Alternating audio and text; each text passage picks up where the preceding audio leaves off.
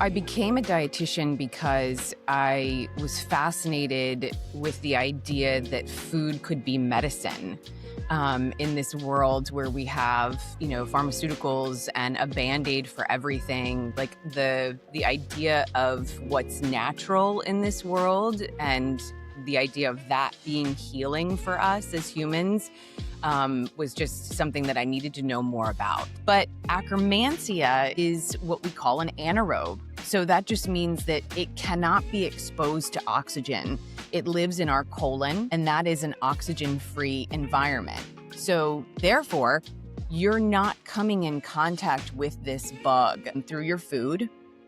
You're not being exposed to it through your environment. It's not in the soil. The way that you're getting it is if mom has it and she's passed it on to baby through the birthing process. And then the only food that it's ever been isolated in is breast milk. The gut influences all aspects of our health. So from our immune system to the way that our skin looks, literally every body system is connected to how the bowel is functioning, how the gut is functioning, and the organisms, the bacteria that live in that environment play a really critical role in our health.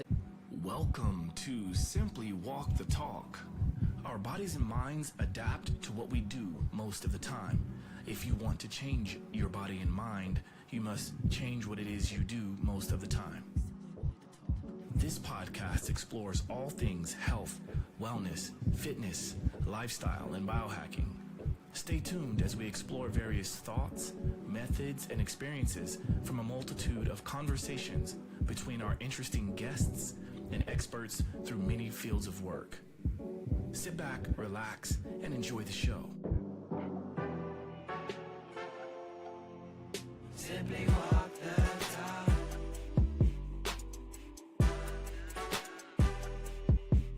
Simply walk the talk.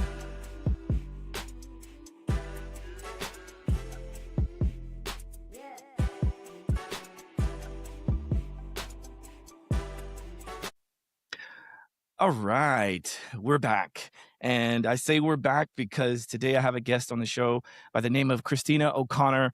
I'm so excited to have this conversation. I think it's been some time that we've been trying to schedule something, and we finally made it. So we're here. And so Christina is a registered dietitian.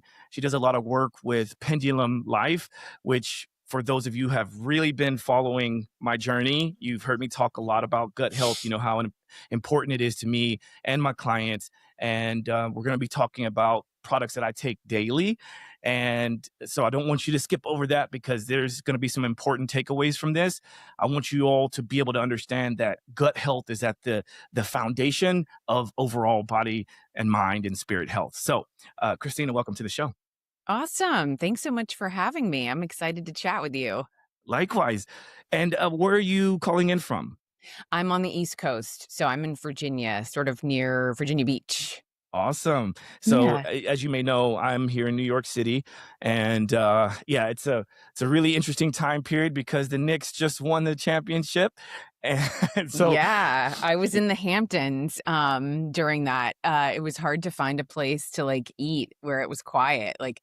Everyone was obsessed with the game. So it was exciting. It was a vibe for sure. Very much a vibe. And what's interesting with my backstory is I'm a big basketball player myself. I played, all through high school, college, and I played professionally overseas. And so basketball was a huge part of my life. And I'm from Oklahoma City, but I live in New York. So I've been living in New York for half my life. I just turned 45 a few days ago.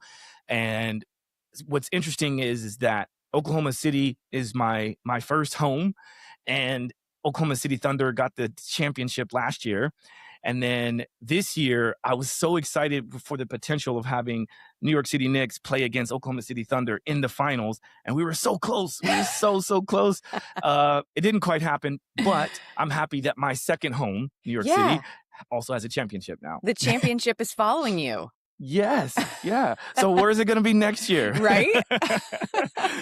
Anyway, I digress. So I would love to paint a picture of your early career and how you got to where you are today with doing such important work. I'd love to kind of talk about that because I think every time I have a guest on the show, I usually see that there's this through line that Hmm. happens with certain practitioner and experts who have their own story, and then from that story they use it to kind of help others and to create whatever it is that they've created. So can you explain that a little bit? Yeah, absolutely. So I became a dietitian because I was fascinated with the idea that food could be medicine. In this world where we have, pharmaceuticals and a band-aid for everything, like the idea of what's natural in this world and the idea of that being healing for us as humans was just something that I needed to know more about.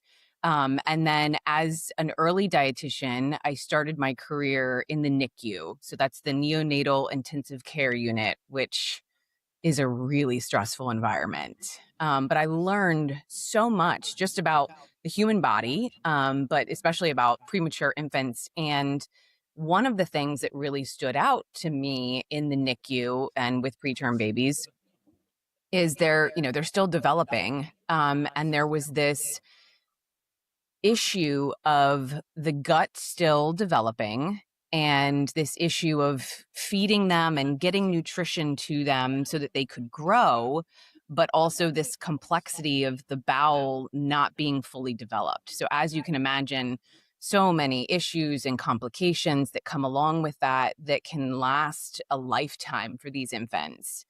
And the microbiome, the bacteria that makes up that environment, that developing environment, really plays a critical role in their outcomes. And so I became just super interested in that world of microbes that lives in the gut. As I started exploring that and researching it, I then came to understand that the gut influences all aspects of our health. So, from our immune system to the way that our skin looks, literally every body system is connected to how the bowel is functioning, how the gut is functioning, and the organisms, the bacteria that live in that environment play a really critical role in our health as well. So they're sort of we're the host, and they are hanging out in there. That is very fascinating. I must say, first of all, this is a very interesting outlook from a very specific perspective, right? Mhm. And I love this perspective because a lot of my work, at least some of my current work and what I'm working on towards the future is I'm writing a book. It's my second book actually, and the book is focused on sensory awareness. It's actually called Sensory Movement. Mhm. And some of the early concepts that I like to talk about is the developmental movement milestones that we all go through Yeah. throughout life. And it Yeah. starts with infancy. It starts with actually development in the womb. Yep. And one thing I have to admit that I hadn't really considered is the development of the gut, which is so important, right? I mean, I obviously I understand. Well, I shouldn't say obviously. I'm a father of two. I have two Mhm. small kids that live in Europe. They live in Hungary, and I got a chance to directly experience what it was like to see a birth in real time twice, right? And to understand that there is a lot of women nowadays, I think, are super fortunate to be able to have a natural birth, to be able to Yep. have a birth in the natural way, so that we can Yep. get all of the bacteria that is so important. But it's also that development and what we do after birth and so on and so forth. And then that's where my experience kicks in even harder, which is watching these young beings grow and how they follow along the movement milestones, because Yep. if you're really aware as a parent, you Mhm. can really see if there's some stunted growth or some missed milestones, so that we can then correct some of these movement patterns. But I also like focusing on the gut first and Yeah. then going on from there. But yeah, Yeah. yeah, it's interesting. Yeah, Pendulum's story actually with Colleen, our founder and CEO, Pendulum's very early beginnings started with her daughter. This is a story that she tells, but her daughter being a premature infant and her growing up and having, different food intolerances and allergies and things like that that the rest of the family didn't have. They weren't dealing with those things. And if anybody knows, you get a lot of antibiotics when you're in the NICU. So they're just trying to prevent life-threatening infections, but those antibiotics, continuous antibiotics, that definitely, affects how the baby's going to grow up and develop early on in life. And, while we're on the topic of infancy and birthing, your gut microbiome is, the way that you're born, what you're fed first, right after you're born, all of that plays a really significant role in the gut microbiome that you're going to be set up with as you move on throughout your life and into adulthood. So it's a really critical piece of the puzzle for moms to be able to understand, and when they're thinking about their birth plan and they're thinking about what they're going to feed their infants, like it's a huge responsibility. Huge, huge. Yeah, thank you for pointing that out. For those who are not watching this episode, I did pull up the Pendulum Life website, and I quickly showed Colleen's Yeah. story there, and Yes. and a few of the other things that are really interesting. So for those that are curious and want to Hmm. dive deeper into the Pendulum story, please check out pendulumlife.com, and you'll see Christina and everyone else that is involved in that story. It's amazing. It, like I've mentioned in the intro, it's a product that I have taken for a while. And so I would like to maybe let's direct this story for those who have listened up to this point and they've thought, okay, I understand the importance that you guys have created around this story, around the gut. What is the next step? Like, what does it look like whenever you're working with someone that just has maybe thrown their hands up and said, well, I've done everything. What is the next step for this person? Yeah. So what's interesting is, like I mentioned, the way that you're born, what you're fed when you're first born, like all of that plays a role in how the gut microbiome is going to be set up moving into adulthood. But sometimes these things are unavoidable, right? There's an emergency C-section. You have to feed formula because mom doesn't have any milk. So those things play a role, sometimes in a negative way. And there are probiotics, organisms that are meant to be living and working within the gut microbiome that actually, can help us move past some of those issues that we might be experiencing as a result of, early life experiences. So, like I mentioned, Colleen's daughter had food intolerances, allergies. Some people have what we call gut dysbiosis. So, that can just look like IBS. You have trouble with your stool, your constipation, your diarrhea, or just overall like not feeling well because you have digestive issues. And so there are key organisms that really play a role in helping to correct some of those issues.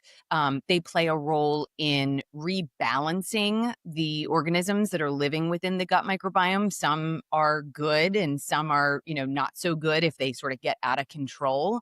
And we all are very aware of probiotics. You see them, there's tons of companies that manufacture them. But typically on the shelf, within the last, like, let's say 50 years or so, it's been the same lactobacillus and bifidobacteria strains. So if you turn the bottle over and you're looking at the label, you'll notice that like the start of the name is either, like I mentioned, lactobacillus or bifidobacteria. Those are really great organisms. They do a lot of good for us as the human host. But Pendulum has done something really different and really unique. There is a strain called Akkermansia muciniphila, And it is not like those lactobacillus or bifidobacteria strains. So typically those strains, you get them in your fermented foods. You get them, just in your environment. Maybe your kids are playing in the dirt. You're exposed to those organisms very easily, and they're great for us. We need them. As a dietitian, I'm constantly encouraging my patients to consume fermented foods because of those organisms. But Akkermansia is what we call an anaerobe. So that just means that it cannot be exposed to oxygen. It lives in our colon, and that is an oxygen-free environment. So therefore, you're not coming in contact with this bug through your food. You're not being exposed to it through your environment. It's not in the soil.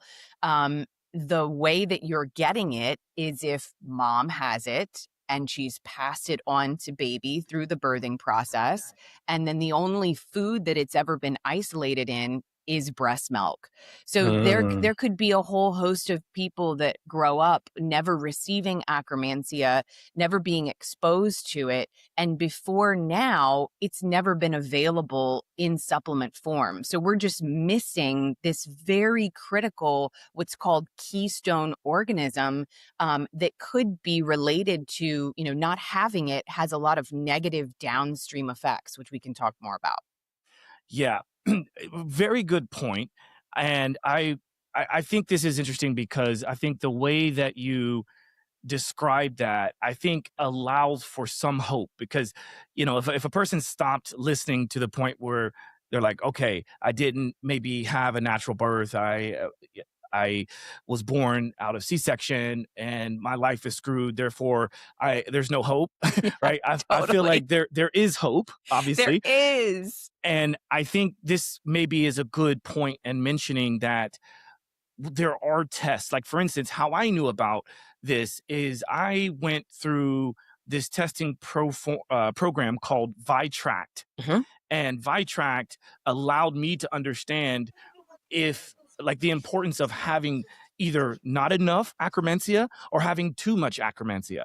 Yep. And that was when I understood like, oh, just because I heard about Akkermansia some years ago, I think when Pendulum first came out, Yeah. I'm like, oh, wow, this is such a very powerful bacteria that we should have in our gut. Let me just go and buy the product and start taking it. Yeah. Then I did the gut test, and I realized that I had 0 Akkermansia. Yeah. And it was interesting because I love eating fermented foods. I feel like I was eating a lot of the right things, but I had so much butyrate in my system that, and we could talk about this too, but there was so much butyrate that it seemed as if it was taking over. It was not allowing for Akkermansia to come in because there was so much butyrate.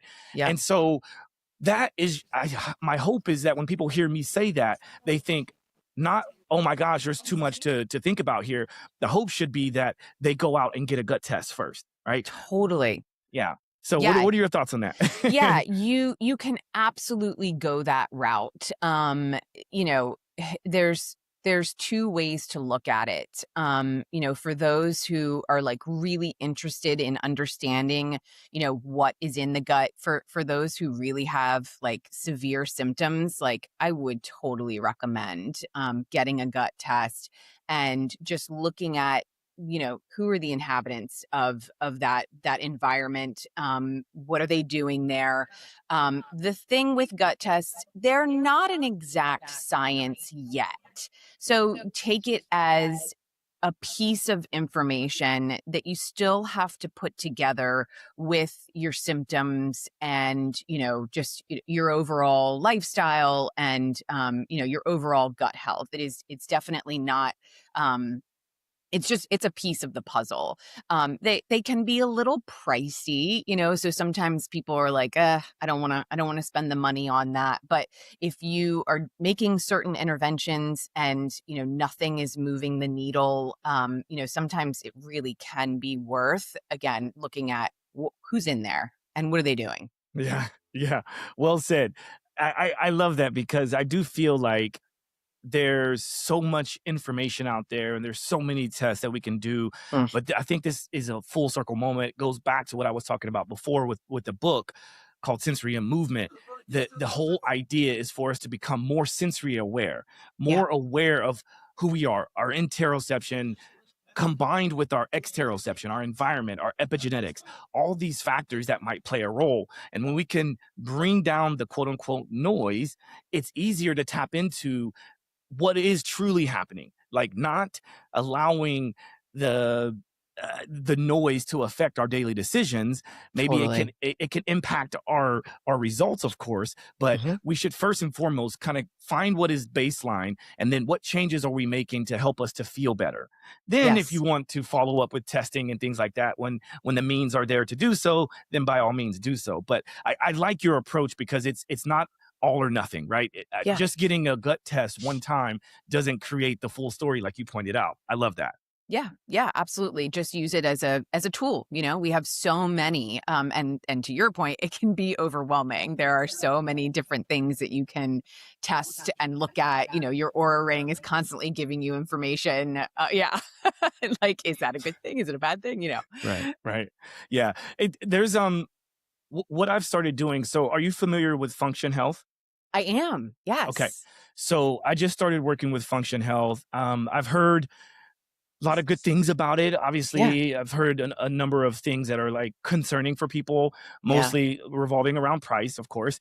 Yeah. And yesterday I just gave 13 vials of blood so I can figure out like what's happening, right? Yes. And yeah, it's what I'm trying to do is paint this bigger picture Mhm. so that I then can talk to my clients, talk to my friends and loved ones and say, well, okay, this is what I've done. This is what I'm doing. Mhm. Sure, you do not have to do it this way, but here's an idea of how I'm painting my picture. So what I'm doing is I'm taking Function Health results, I'm inputting it into my Mhm. Hume Health pod, which is that in-home, very similar to a DEXA scan, Yep. and then I pair that now with the new Hume Health band. No, this is not a commercial for Hume, but what it's trying to do for me is give me this avatar of who I am Yep. that hopefully is paired with how I truly feel. Yep. I use it to confirm how I feel. And Mhm. then when something is off, let's say that I see maybe there's a rise in visceral fat. Okay, I can adjust my food intake. Maybe I see that my stress score is off the roof. Okay, I can maybe add in more recovery components to my routine. Yep. And so I'm using it to leverage how I want to live my life. Do I need it? Is it the be all end all? Absolutely not. But for me, it is truly helping so that I can then help others. So, Absolutely. Yeah. No, I love that. And, you know, I'm super into all of that too. I love learning about we're all on our own health journey, you know, whether we're trying to figure out new symptoms or, you know, new issues that have arisen or whether we're just trying to optimize our overall health. We're all, you know, we're all somewhere along that spectrum and in that journey. so how much does movement play a role in your career? Yeah, I mean, it certainly plays a role because we know that exercise and movement, you know, that leads to well, let me back up. There are studies looking at particularly athletes and their levels of Akkermansia, and it tends to be higher in Mm, athletes. So there's also a study looking at obesity and folks that are falling into that category tend to have lower levels of Akkermansia. So Akkermansia is definitely this longevity associated bug. You know, folks that fall into the centenarian category. So folks that are living 100 years and beyond and have good quality of life, they have adequate levels of Akkermansia.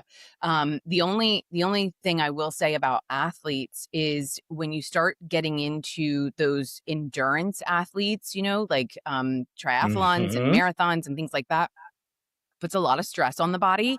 And we have noticed, not we, but there is literature to suggest that sometimes that can play a role in decreasing your levels of Akkermansia. So it really is kind of what is that sweet spot. So absolutely, you know, we know that there's correlations with movement and exercise and reasonable levels of Akkermansia. That's a huge piece of that puzzle. what's interesting about what you pointed out, and I'm glad you touched on that because, well, I figured you, of course, would use movement as a piece of your picture when you're working with clients. Obviously, that makes sense. And then when I'm sort of being not a devil's advocate, but when Hmm. I'm asking questions in a way that I feel like a lot of my viewers would want to ask this question, I think of, well, what kind of exercise, right? Because Hmm. there's many different types of exercise, right? There's Yep. there's going for a walk, which I call a postprandial walk or Yeah. postprandial movement that I think is Yep. very important for Mm. every single person listening and watching right now. It's Yes. something that we all should have the capacity to do. Yep. When I work with clients, and I am not a dietitian, I'm not a registered dietitian, but I do work with people from a health coach perspective to encourage them to work with dietitians who are at the helm of what they're doing. Yeah. But I also say, like, listen, before you decide who you want to work with, there's a few key things that I feel like everyone should be doing, and that is walking. Anytime you're going to put something in your mouth, whether it's a food or a beverage, right? Especially if it's beyond water, then think about, do I have the time to also move when doing so? Because if not, Yes. then maybe you shouldn't consume that. Maybe you Yeah. should. I have this thing where I say it's like the are you truly hungry checklist, right? Yeah. It's like, first and foremost, grab some water because maybe you're dehydrated for a little Yep. bit, Yep. right? Then I say, okay, if you've passed that, you've done the water, you've focused on the hydration piece. The next step would be, okay, are you just bored? Right? Is Yeah. it something that you just habitually go for at this time every single day? If so, maybe you can change your perspective a little bit and say that the body is just looking for movement as a Mm. snack, right? Hmm. A movement as a nutrition, as a medicine, like you pointed out earlier. And maybe that's something that can quell that hunger or the hunger pang. And then the third point on the checklist is, maybe you truly did not get enough nutrients in the meal previous to that, Yeah. right? So I feel like it's a healthy checklist that is, 3 points that should help you dictate if you're going to consume some food. And Yeah. then if you are going to consume the food because you realize that there was a nutrient deficiency, then okay, now you're doing something also. You're taking in nutrients, hopefully it's something healthy, and then you're getting the movement, because if you're going to eat something or consume something, you should move. Absolutely. Yeah, no, there is so much good science to back up the movement piece after eating. And for myself, someone who struggles with blood sugar management, like that has been, wearing a CGM, a continuous glucose monitor, like I can really see in real time, like how consuming the same meal and not walking afterwards or squats. Sometimes my 13-year-old and I will do squats. He's totally on my bandwagon. So he's like, Mom, we just Yes. ate fettuccine Alfredo. Like, don't you think we should do some squats? I'm like, yeah, let's do some squats and let's go for a walk. So Perfect. yeah, so and I can see that, in real time, if I eat that same meal and I go for a walk right after, or I start doing squats, which is super easy to do, right?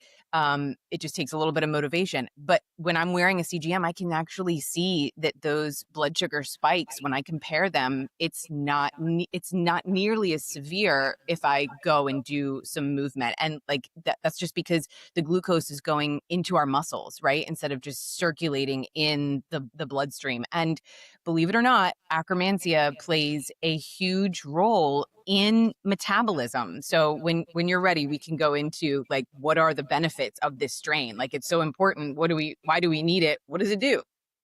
So I'm glad you brought up CGMs, because with my long rants, or I can go down rabbit holes very easily. That was It's one of fun. the things I wanted to bring up Yeah. was my practice, or my experience of using a CGM, a continuous glucose monitor.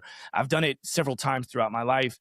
And what I learned from that was truly, truly helpful. And it was, and it maybe still should be, part of what I would suggest for people to try out, because the insight I gained from wearing a CGM for a couple of months, I noticed that interplay between cardio training and strength training, Yep. and the spikes that I would get from my strength training Hmm. versus that steady build.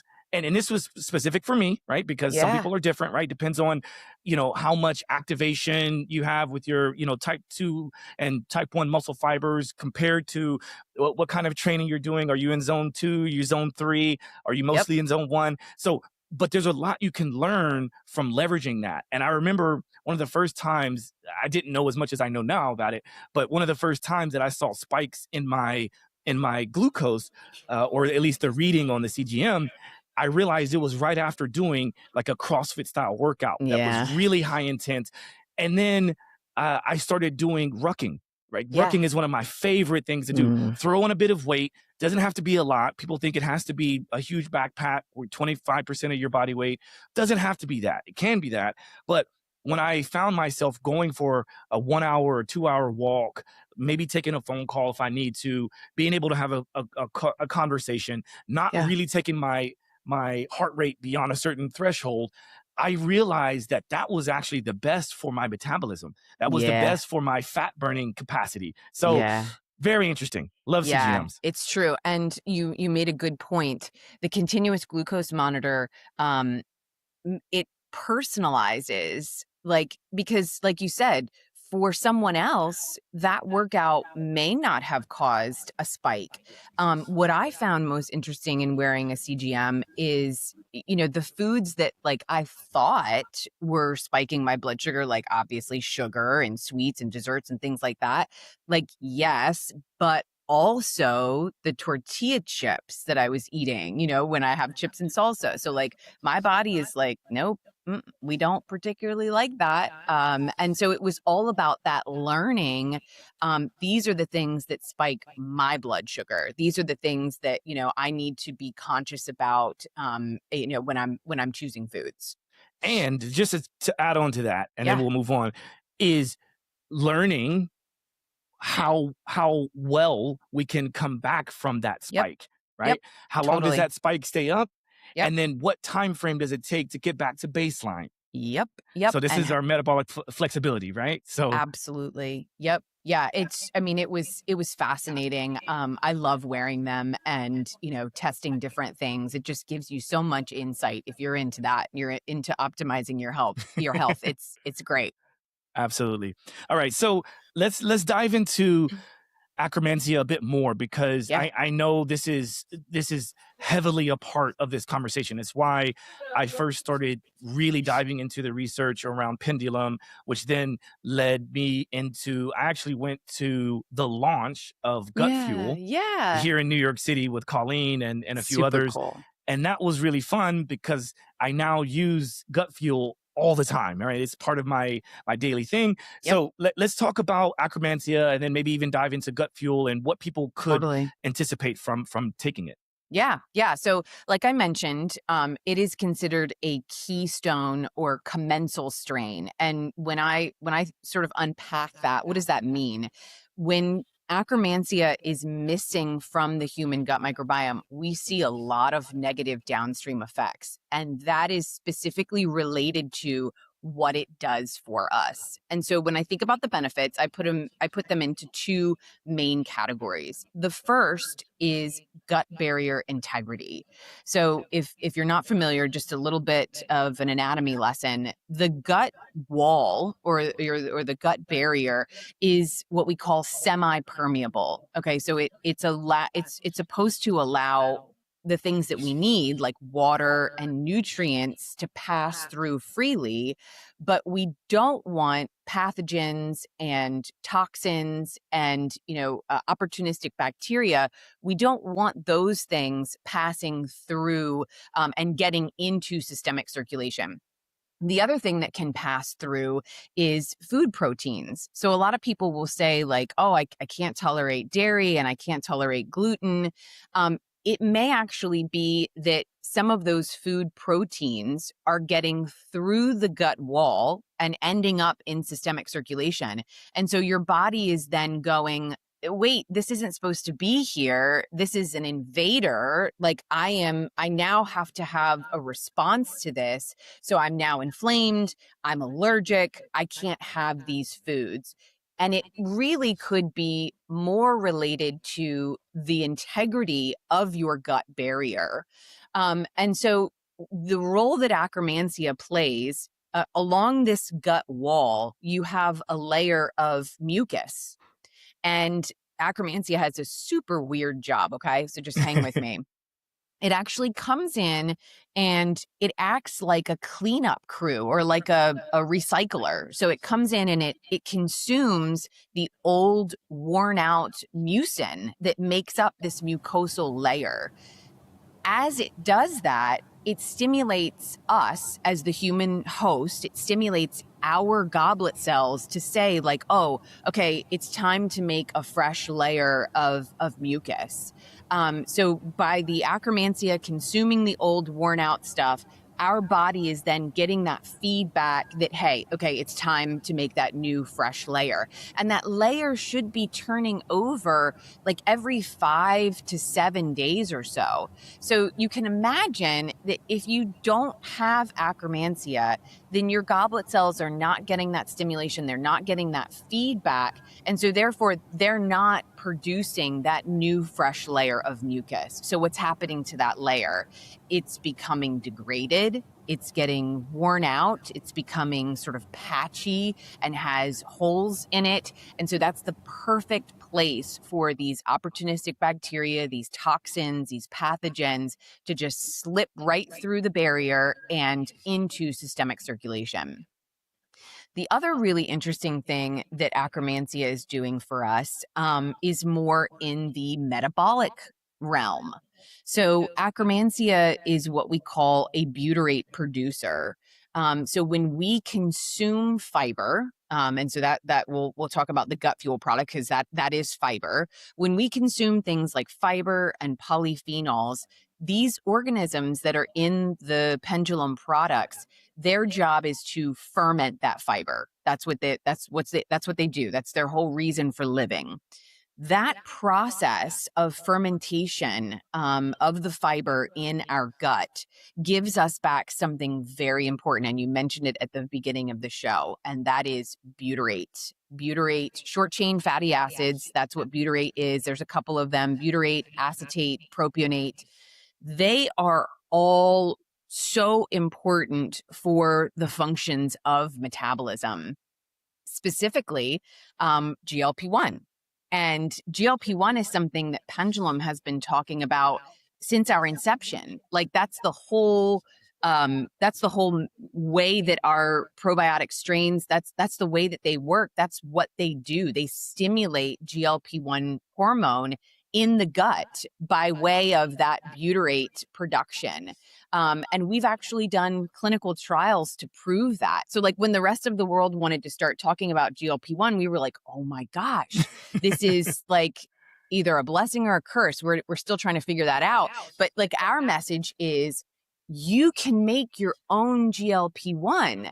Like you might just be missing the tools, the microbes, to make your own GLP-1. So before you go investigating an injection, that's the right path for some people. But if you're interested in looking at, okay, what is my body missing? That's always the question that I'm asking. If I'm experiencing a symptom, what's my body missing, and how can I give it back the tools that it needs to perform those functions that I'm looking for it to perform? And so metabolism is one of them. What am I doing to improve my blood sugar? Because I know that I'm somewhat insulin resistant. It runs in my family. Type 2 does. I am optimizing my gut microbiome and making sure that I have Akkermansia and some of these other butyrate producing strains so that my metabolism can do what it's supposed to do. So what do parasites, what is the role of parasites in this whole story? Oh man.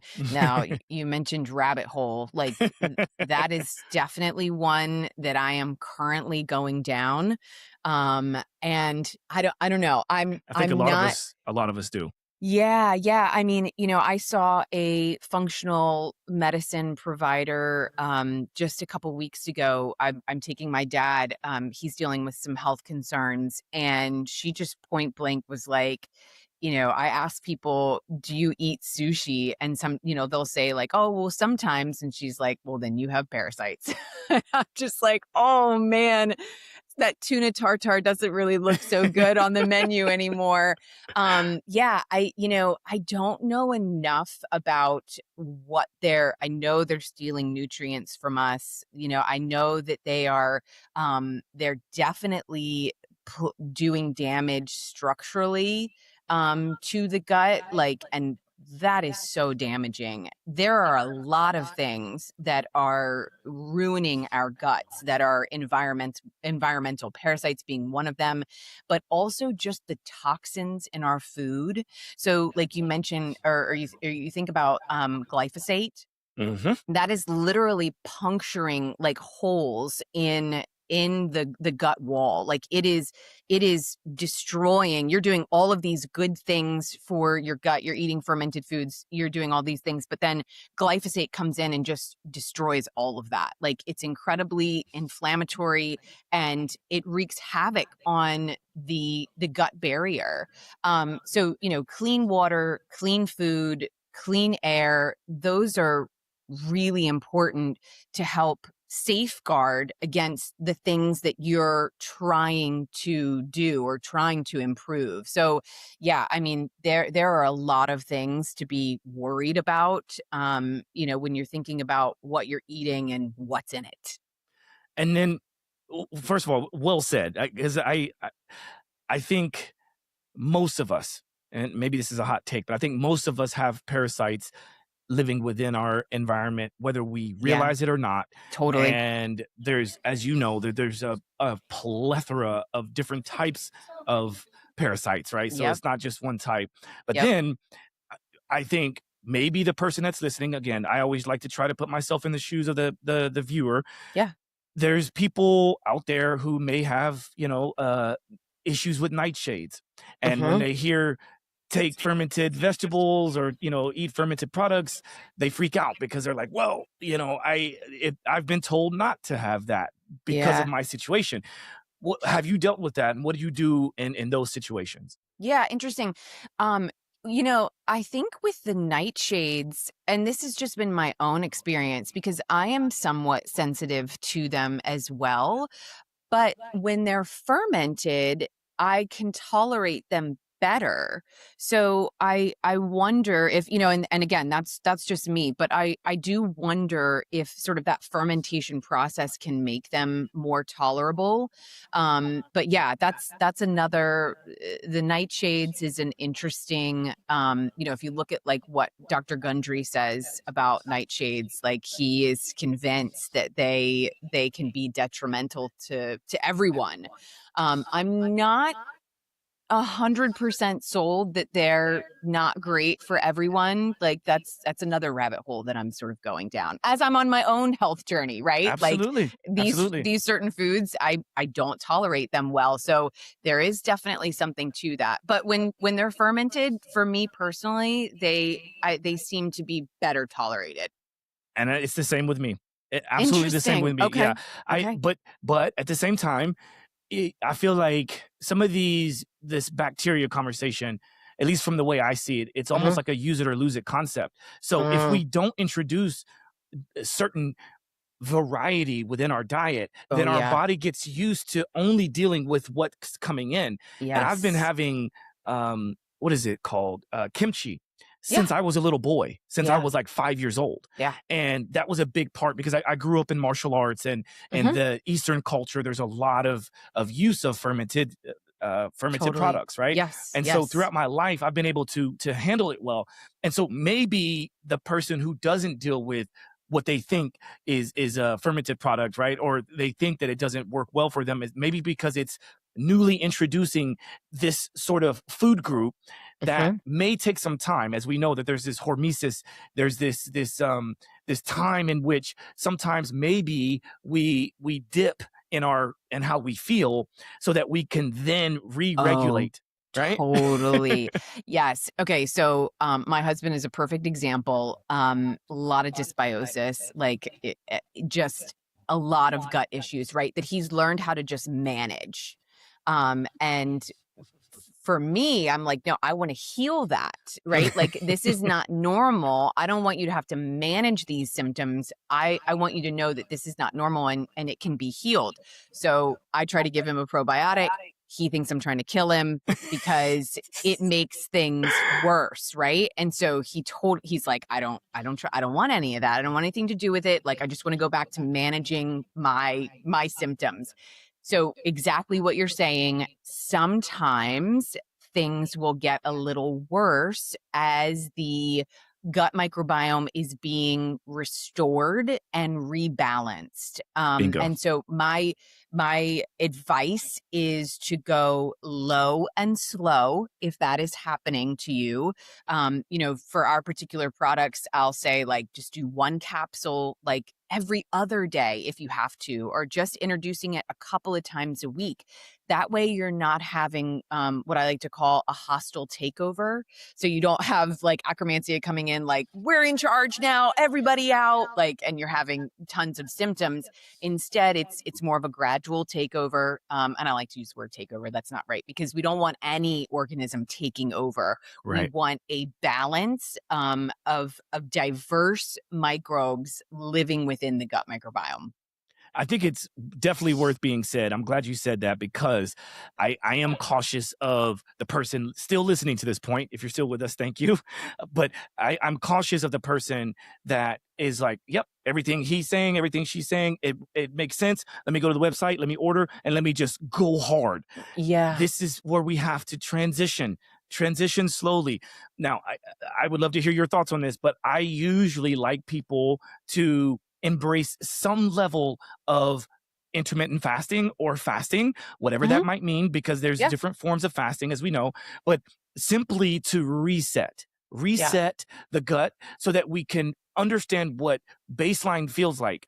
And getting the baseline is not overnight. Getting the baseline, because if we've been having gut dysbiosis for 10 years, 20 years, do you think that it's going to all of a sudden flip over a weekend because you did a 5-day fast or something? No.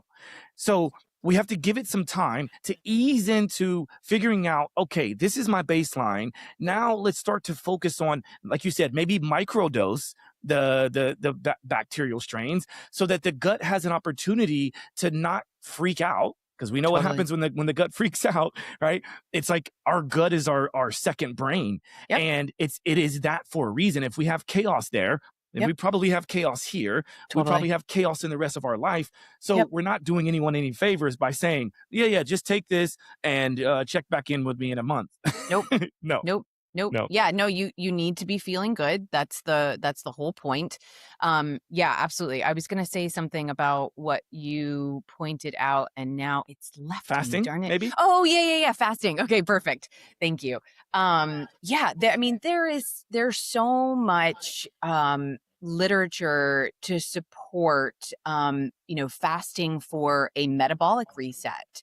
Like you mentioned, just kind of getting back to a baseline with the gut, just like tamping down some of those symptoms, just letting everything kind of settle and calm down.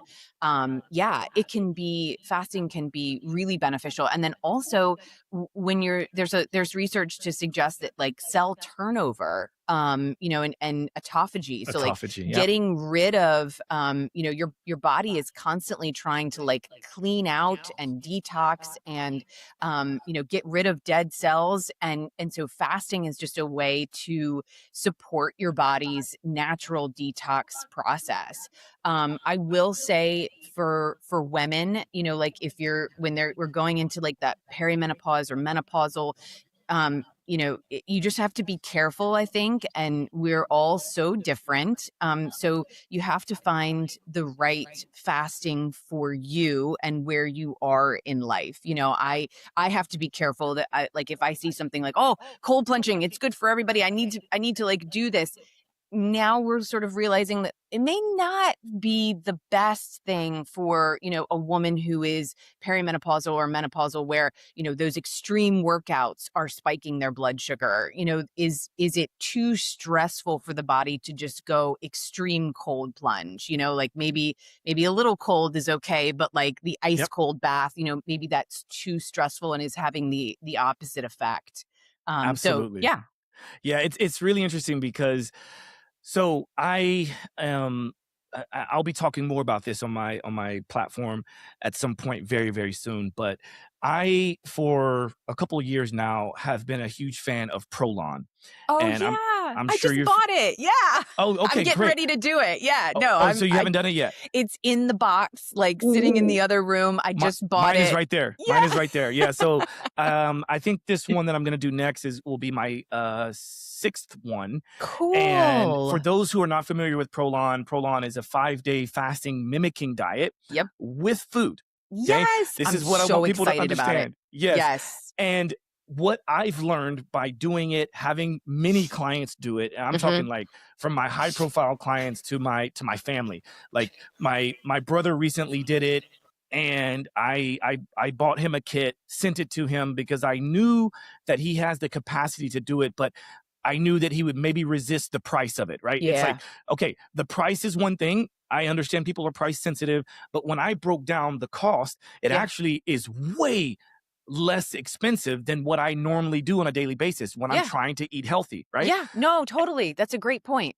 Yes. And so for people who don't know, it's basically it's 5 days in which you're going to be going far less than the calorie intake you normally have. Yep. And so day 1 is around 1,200 calories. And then days 2 through 5 is approximately 800 calories. Hmm. And you essentially only eat and drink from the box. So each day you get a box, and depending on which ones you have, you either have the powdered soups where you make a soup, add water to it, blah blah blah, Yep. or they have these new ones now that is actually liquid that is already in the packet, and you do that, right? You just heat it up. Now, to the person who is the purist out there and who is like, well, I don't want to eat packaged goods and things like that. Totally get it. This is the reason why I say we want to specify it for you. Yeah. So Prolon is just there to kind of Make it easy. to make it easy to clean the Mhm. slate, save a bit of Mhm. money. Yep. But what I'm going to be doing now with this program here in New York City is I'm taking a group of about 10 to 15 people, and I'm going to help them to do it FIY or DIY, right? Yeah. Yeah. So do it yourself so that Totally. you can leverage the resources you have around you. Mhm. We've partnered up with a couple of different, well, one in specific is Springbone. They Mhm. make amazing bone broths, and actually they were the first guest on my show back in 2017. Love that. And they've now grown, and it's really, really good. And it's centered around bone broth. Well, when we hear bone broth, we know that typically that is a very healthy thing that our ancestors have done and leveraged for many, many years. But then we have to be mindful of those who maybe are vegetarian or vegan, right? Mhm. Okay, Mhm. so there are options to do that. But the whole point is to reset the gut. Yep. Yep. Right? Get this autophagy process happening, Yep. right? And this apoptosis that also happens, Yep. right? So Yep. cell death versus cellular recycling. Yep. And what I noticed is the clarity. Yep. I noticed that our body, when you allow it to, it calms down the noise, because consuming food, consuming anything really, is more work for the body to have to go through. Yeah. And if you want to talk about dealing with parasites, I've seen personally that Mhm.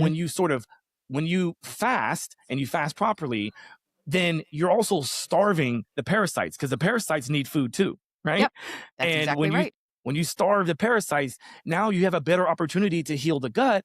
So then now we can take all these expensive supplements that we've been told to take, or we've been shown that might be beneficial. But if we take it when the gut is healthy, when the gut microbiome is healthy, then I think those supplements have more impact in our body. Yeah. And here Yeah. I am. I'm Totally. on my soapbox.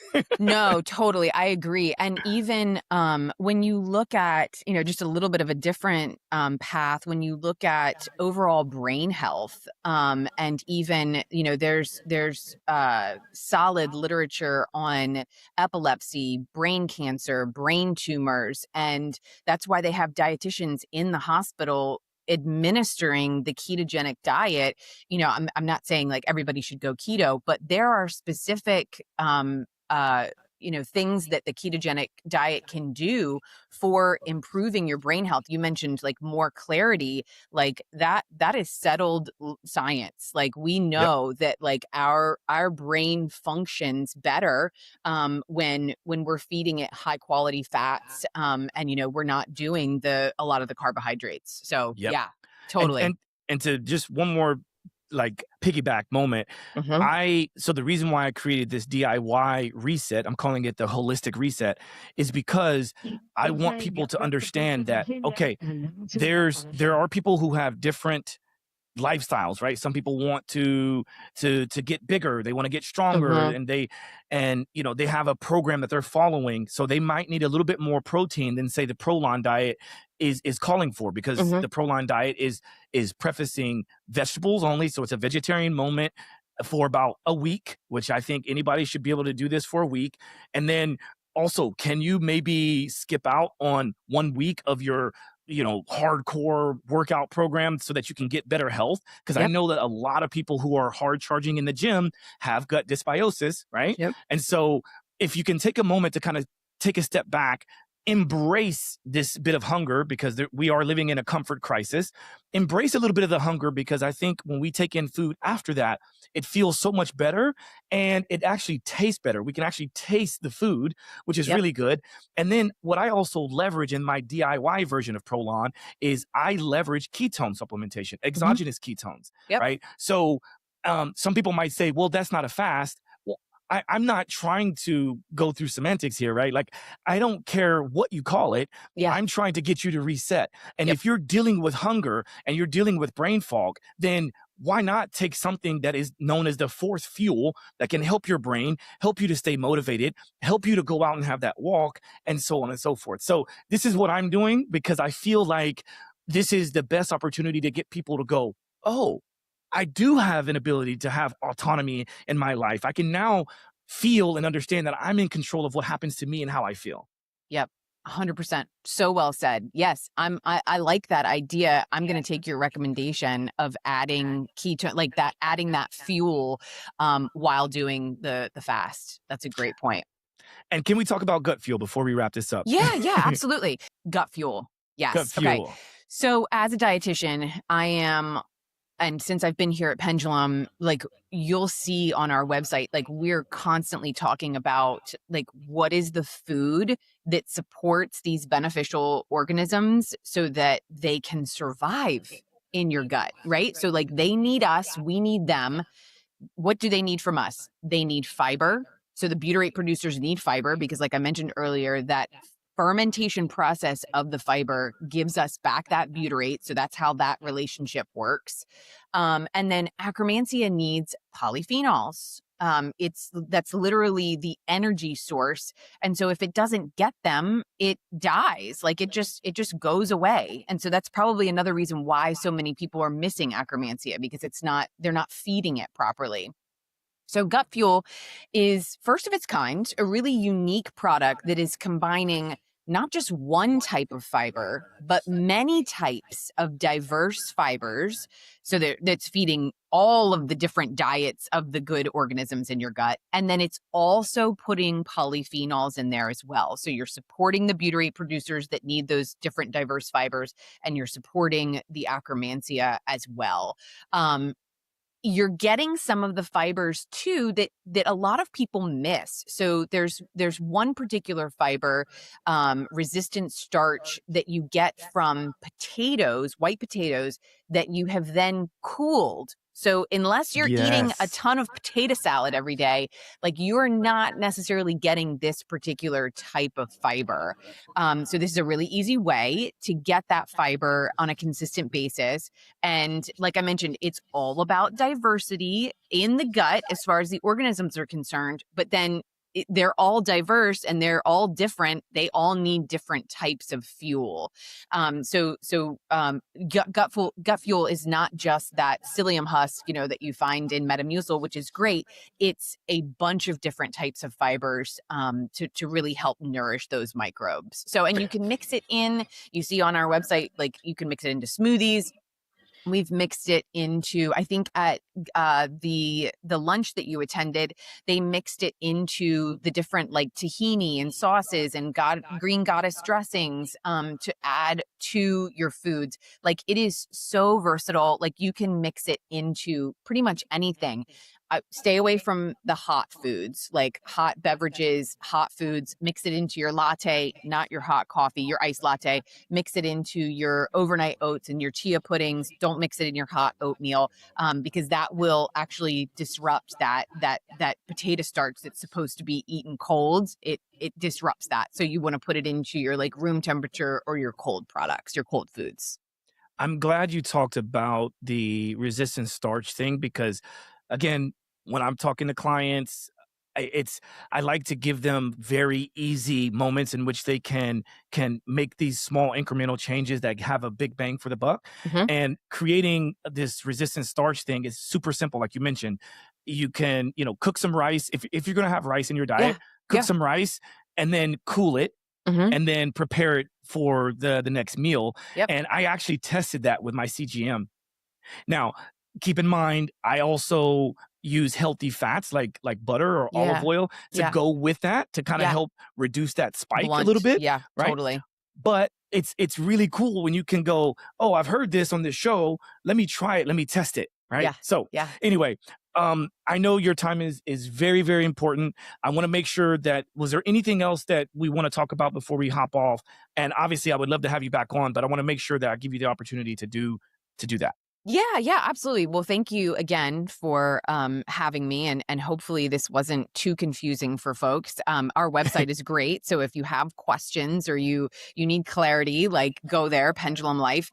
But also, I think that it's important for people to know that Pendulum is a company that is founded on science and innovation. For me as a dietitian, I was so excited to work here because I was like, oh my gosh, these people figured out how to bring Akkermansia to the marketplace. And that is just the first strain that we're bringing forward. Like we have goals and ambitions to bring other anaerobic keystone novel strains that are so good for our health, right? That like people are missing and they're really suffering. They're having symptoms and consequences of like not having these very important organisms. So I'm excited and I'm proud to be part of a company that is, really changing microbiome health, like where we're going in the probiotic industry and like doing something different that's meaningful. That is very cool. And that's a very nice cliffhanger. I'm looking forward to what's on the horizon because so far everything you guys are doing at Pendulum is really, really awesome. And I say that because I am a consumer. I'm a loyal consumer, and I'm looking forward to what else is to come. And at some point, I'd love to have you back on so we can talk about some of these new things. And maybe we talk about some more experiences. If any of you are curious in trying this out, I do have an affiliate link that you can use. We'll include in the show notes here.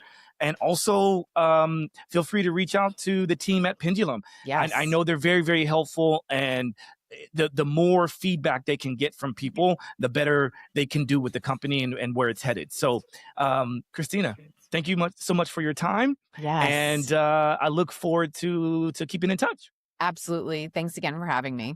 Thank you. Bye, everyone. Walk the talk, talking facts. Move like me, but I move a little fast. Make my move, here to last. Fasten these seatbelts, I'm coming past. Take care of me, longevity. Hack my biology, better believe. Walking the talk, soul, mind, and body connected. Better come give us a listen. Better come give us a minute or two. Open the box up, we giving you tools. Giving your engine the fuel that it needs. Breathing into it, it's autoimmune. Make a connection, we're stronger in two. Making us one of a kind of a few. Work on the mind, but show me your moves. If you do what you say, you know what to do. Yeah. Walk the